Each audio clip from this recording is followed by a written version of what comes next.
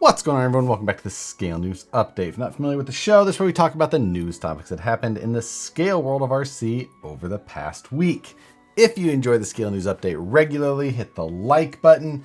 Let's get this daylight savings edition out. It's so dark.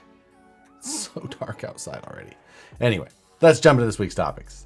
First for this week, Capo is finally releasing the Cub 3. This is the 1/18th scale military-esque little truck kit thing. Anyway, 1/18 scale, small, but for a big truck. So it's not really that small. Now, like a lot of Capo's things, it's all metal and you can't really know what the price is. You have to contact them. You add to cart, go through that, and then you send them an email, and then they'll gently break the news to you of whatever the cost may be. So I don't know exactly what they're going to charge for this thing yet.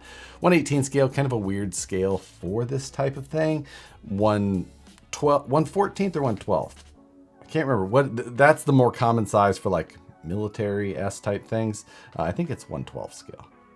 I could be way wrong. I apologize if so. Anyway, this is on pre-order currently, but it's shipping in November, so shipping soon. So if you did want this crazy 8x8 thing with, I'm not sure if they're functional airbags or not, but they look like functional airbags with the central torque tube and individual suspension arms on it all the way around. Like, Capo does things that look pretty interesting, and this is no exception to that. So if it's just, you think that you may want to spend what I'm guessing is going to be $2,000 to $3,000 for this thing, then go follow the link. I'll put it in the description below, and you can go ask them what it's going to cost for this model that you just must have.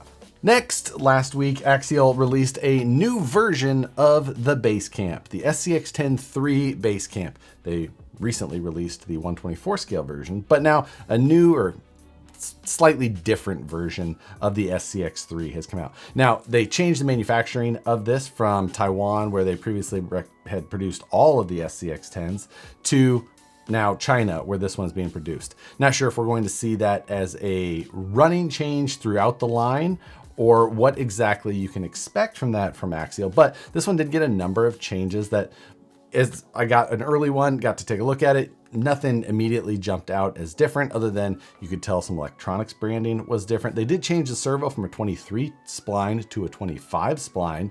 Thank you. That's helpful, as everybody pretty much has gone to that as almost a standard these days. So that is nice. They also ditched the 2-in-1 in favor of a standard separate ESC, and are including a 5-channel Spectrum receiver. Comes with the SLT radio in the box, which is a comfortable RTR radio. I like how that radio feels. I think that was a good choice for them. The body is pretty much unchanged as far as style goes, but they did add some extra details on the back with a nice looking little bed rack. It's got some functional, sand ladders and a little box back there. It's got a snorkel on one side and some kind of folding mirrors. The mirrors don't actually fold all the way in, so it kind of seems like they're still in a pretty good spot to get broken off. But beyond that, still got Falcon tires and black Rhino wheels. The motor is the same, but branded a little bit differently, probably just from a different supplier as far as that goes. Overall, not a huge deal, but the price did go down, likely because of that manufacturing change. I can't see much other reason why the price would go down. So $319.99 is what you're going to get this for. It's coming in a dark gray, which is a good looking color, and then a white. And white is not normally a color I think that I really care for on models like ours, except this one looks great. It's got some pearl in it. It's got some real good depth. One of the best whites on an RTR that I've seen to date. So I think they did a great job on that. It does still just have painted windows, and the bed, rather than just being body color, it's got a textured vinyl sticker that goes back there, which I'm cool with. I'd rather have that than just body color, and it gives a little bit of contrast and depth to it. I think that they did some nice work with that. So that's really the biggest changes. A little bit lower price, looks visually slightly different, probably not going to notice much as far as the China change to it now, unless we start finding any cross compatibility of parts now being molded in a different place and not having the same fitment as previous. They obviously have tried to keep that all compatible, but sometimes things change, and maybe we'll find that out. Maybe we won't. Hopefully it's not an issue for any customers. Hopefully it's not an issue for any customers down the road. And these are currently available for pre-order, and I've got links below where you can find them at both Horizon and A-Main. And if you want a little bit of extra content, Matt and I decided to do not really reviews on them when we received these, and I turned mine into a pizza oven, a functioning, drivable pizza oven, which I made a pizza in. You can find a link to that over here. If you'd like to see some of the products that you're working on, specifically if you work for an RC company, I've got an email address listed below here where you can send all of the information on that product. Make sure you send photos, links, and description all in the email. You can find that there, news@harleydesigns.com. And a couple of those came in this week. First one was from RC Chop Shop, and they've got a new Guru hook. This is a standard land anchor being made here in the US, made from stainless steel, TIG welded construction. Simple thing, land anchors, if you're not familiar with, you use them as a winch hook, but when there's not necessarily something to hook onto. So you can embed it in a rock or kind of in the soil, a number of ways, whether you're in competition and they're not using winch sticks, or you're out playing around and you just want to use or winch in some sort of realistic fashion, you can use something like this. I'll put a link to that down below. Another one that came in this week was the Lotus Crawler printed inserts. Now 3D printed inserts have been fairly popular for a few 3-4 years now or so, and a number of designs are available for you to print yourself. This is a new one, and they're offering some ability to tune the design specifically to the type of tire, wheel, and truck that you're using. So you purchase this file and they'll work with you if you want to make any changes. The one that they posted or initially posted to me was specifically for the Vanquish Yokohama Geolander in a 4.75. So if that's something that you're interested in, 3D printing your own inserts at home, and you want to go with something that maybe you can get a little bit of personal, assistance with as far as the design goes, this might be an option for you. This is something that's found on Umagine, which is a 3D printing site. Umagine is an offshoot of what My Mini Factory is or was, but specifically tailored kind of to our area. So lots and lots of RC parts are available on there. So if you need something to keep yourself or your 3D printer busy, good spot to go shop. Speaking of keeping yourself busy, you check out my channel membership. There's like 50 some odd videos on there you could watch. Segue, boom. With channel membership, it helps support the channel a little extra. You get access to the videos a little bit early, like Scale News Update the night before. There's also After News Delight, which is one of the 50+ member videos that are up there, which is an extension of the Scale News Update where I ramble on a little bit more about my feelings on each of the stories that we covered. So if that sounds like something that may interest you, or you just want to help support the channel a little bit extra, you can find all of the details for channel membership down below. I appreciate it. If you're interested, again, you can find all that info down there.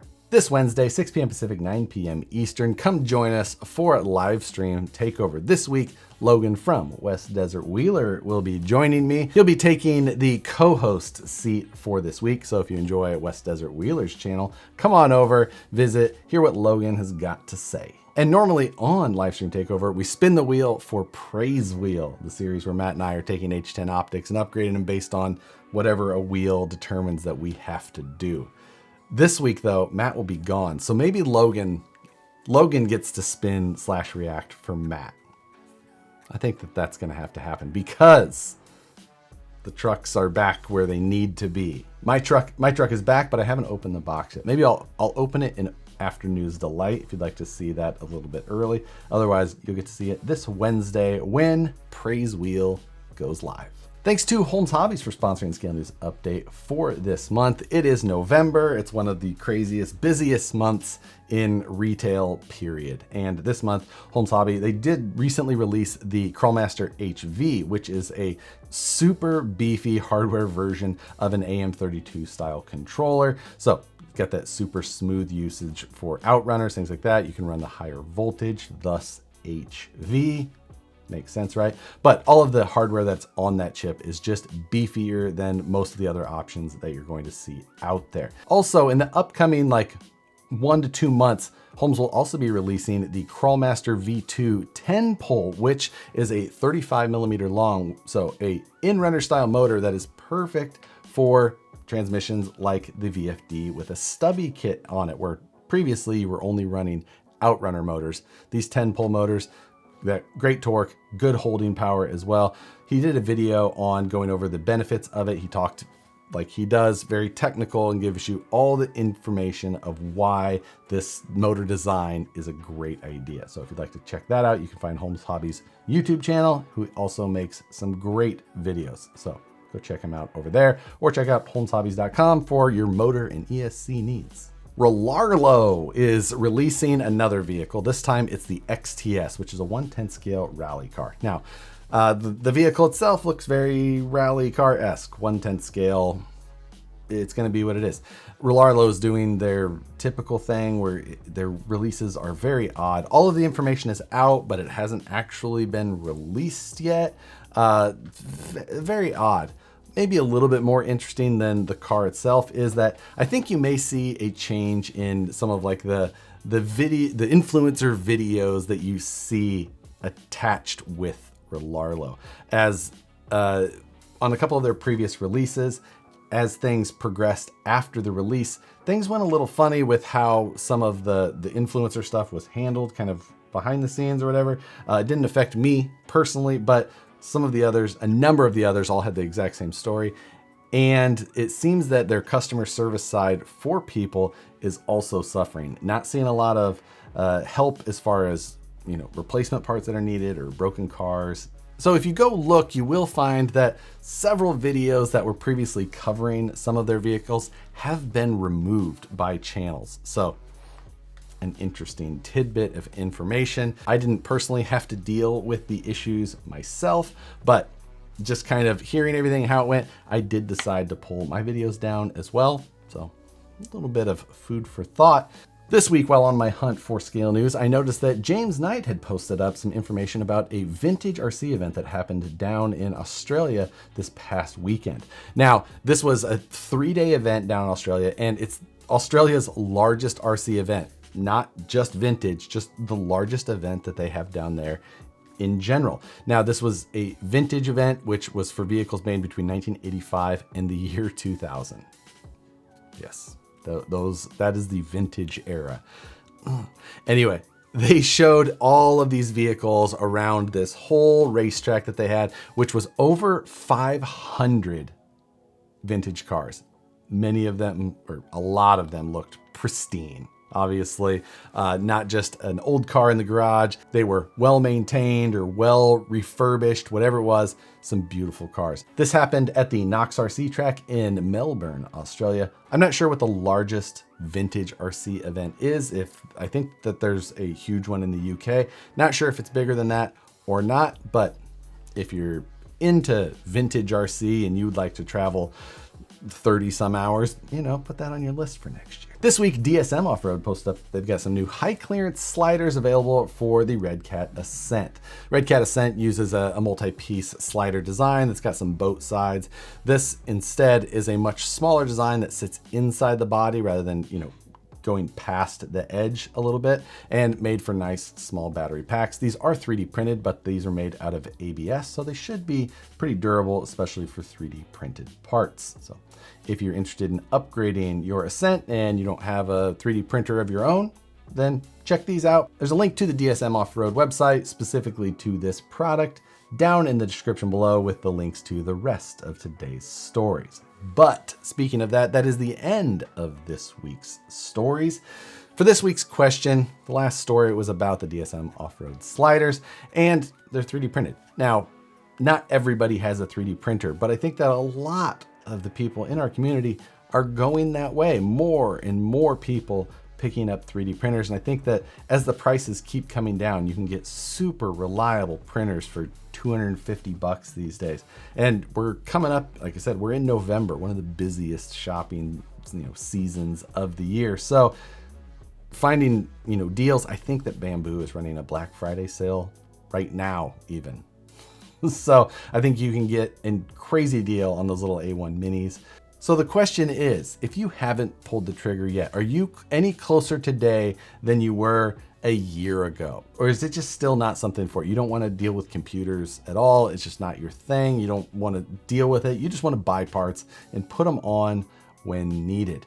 Or if you already have a 3D printer, do you regret not doing it sooner? Is it something you use all the time, or does it collect dust sitting in the corner? Be interested to know the state of 3D printing these days.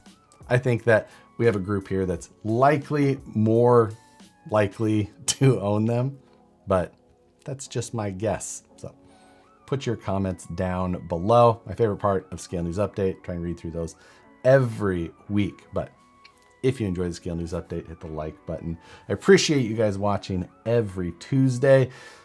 Comment, subscribe, join the channel membership if you're interested in supporting the channel a little bit extra. But with that, thanks again for watching, and we'll see you on the next one.